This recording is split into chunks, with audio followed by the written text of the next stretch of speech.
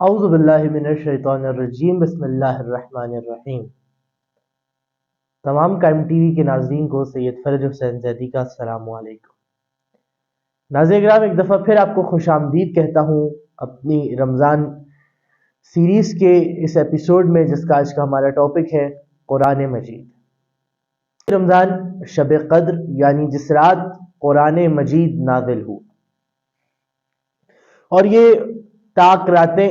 اور ڈیز میں شروع ہو جاتی ہیں۔ طاق راتیں اس رمضان المبارک کے دوسرے عشرے سے اور آخری عشرے میں رہتی ہیں۔ یہ طاق راتیں ہیں پالنے والے کی طرف سے، جن میں عبادت کا خاص حکم ہے، کیونکہ اس رات وہ عظیم کتاب نازل ہونے جا رہی ہے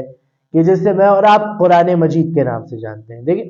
قرآن مجید وہ کتاب ہے کہ جس کو جب میں قرآن مجید کا نام لیتا ہوں تو مجھے بارہا بے اختیار میری زبان وہ شعر کہنے سے رکتی نہیں ہے کہ قرآن وہ کتاب ہے جو درس انقلاب ہے۔ اور یہ سفیر رضا جناب ندیم رضا سرور صاحب کا نوحہ ہم سب کو بازوبانی یاد ہے۔ قرآن وہ کتاب ہے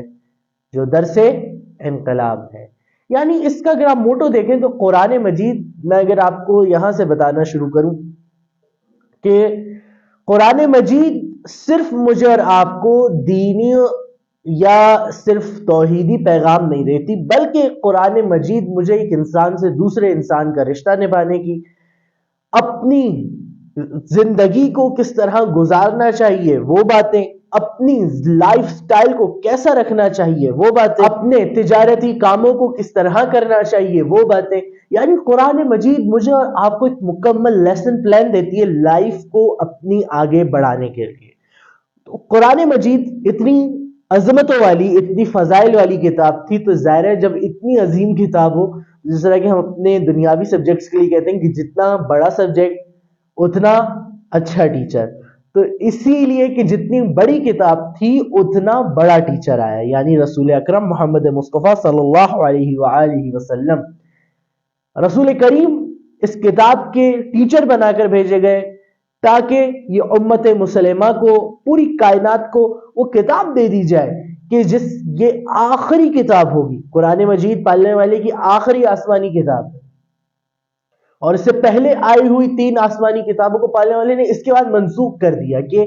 وہ کتابیں ہیں، آپ نے ماننا بھی ہے، کیونکہ بقرہ کی آیتوں میں پالنے والے نے مجھے اور آپ کو بتایا کہ ایمان کی شرط وہاں مکمل ہوتی ہے۔ آپ مسلمان تب کہلائے جاتے ہیں کہ جو آپ پالنے والی کی ان تمام کتابوں پر یقین رکھتے ہیں۔ دیکھیں، ان کتابوں پر یقین رکھنا ہے کہ وہ آئی تھی، لیکن ان کے اوپر عمل اب ظاہر نہیں ہوگا، اور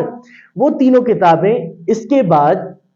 محفوظ نہیں ہیں، یعنی ان کے اندر رد و بدل ہو چکا ہے۔ وہ جو چیزیں جو پالنے والے آسمانی طرف سے جو نازل ہوئی تھی، وہ اب چیزیں اسی حالت میں نہیں ہیں۔ لیکن قرآن وہ کتاب ہے، قرآن مجید، کہ جس کے لیے پالنے والے نے قرآن میں کہا کہ ہم نے اس کو بھیجا ہے تو ہم اس کی حفاظت کریں گے، نحن محافظون، ہم حفاظت کریں گے۔ ہم نے کتاب بھیجی تو اس کی حفاظت پالنے والے نے اس لیے کی تاکہ تا قیامت تک، یعنی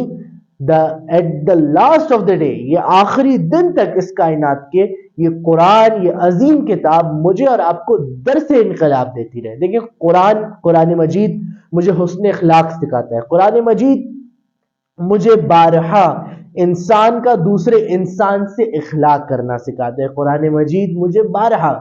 ایک میری زندگی کو گزارنے کی کس طرح مجھے گزارنی چاہیے وہ بتاتا ہے۔ آپ بے انتہا جا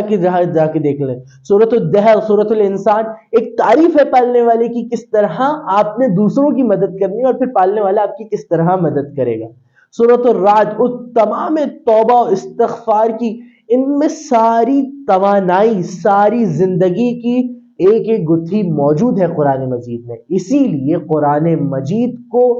ہمیں اور ہم سب کو ترجمے سے پڑھنے کا، دیکھیں، رتل قرآن ترتیلا، قرآن کو سمجھ کے پڑھو۔ قرآن حفظ کرنا سب سے افضل کام ہے، کیونکہ وہ پالنے والا آپ کے سینے میں اپنی کتاب محفوظ کر دیتا ہے، لیکن اس سے بھی زیادہ ضروری ہے کہ مجھے اور آپ کو قرآن کی آیات کے معنی بھی آنا چاہیے۔ دیکھیں، جب تک ایک کتاب ہے، میں جب تک اس کو سمجھ ہی نہیں پاؤں گا، ایک صرف اس کو، یعنی میں یہ الفاظ استعمال نہیں کرنا چاہتا، لیکن اگر ہم اس کو صرف رٹ لیں گے تو ہم اس سے درس انقلاب کیسے دے سکیں گے؟ دیکھیں ہم بارہا میں اس جملے کو استعمال کر رہا ہوں کہ قرآن وہ کتاب ہے جو درس انقلاب ہے، تو قرآن کو جب تک سمجھیں گے نہیں تو ہم درس انقلاب کس طرح لے کر آ پائیں گے؟ ہمیں درس انقلاب لانے کے لیے پہلے قرآن مجید کو سمجھنا پڑے گا، اور جس طرح کہ علامہ طالب جوہری اللہ مقامہ فرمایا کرتے تھے کہ قرآن کو اس کی ایک آیت، روز ایک آیت اور ایک ترجمہ، ایک آیت ایک ترجمہ، اس سے تم قرآن کو سمجھنے والے بنو گے۔ تو قرآن مجید